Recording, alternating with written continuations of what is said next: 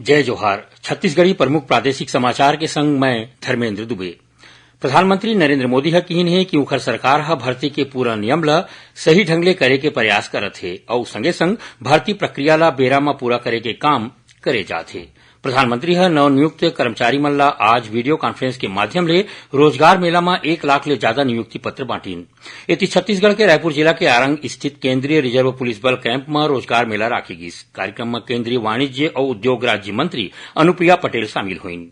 ए मौका में ओमन आने आने केंद्रीय सशस्त्र बल और आने आने विभाग मन में चुने गए 75 अभ्यर्थी मन ला नियुक्ति पत्र दिन।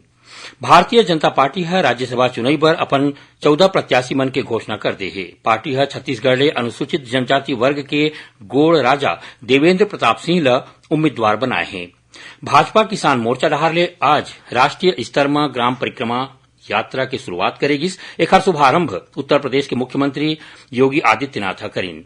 प्रदेश में रायपुर जिला के रायखेड़ा में राखे गए कार्यक्रम में किसान मोर्चा के राष्ट्रीय कोषाध्यक्ष और छत्तीसगढ़ प्रभारी रामपाल यादव ऑनलाइन जुड़ के एक कार्यक्रम के शुभारंभ करीन।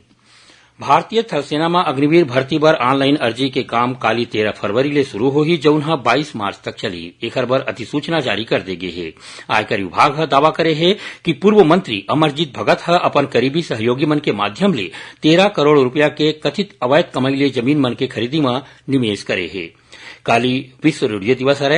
ए मौका में old listeners group of Chhattisgarh zone कोती कार्यक्रम राखे गे हे। ए कार्यक्रम में आकाशवाणी केंद्र रायपुर के सहायक निदेशक कार्यक्रम लखनलाल भौर्य और वरिष्ठ उद्घोषक प्रकाश उदय घलो शामिल होही।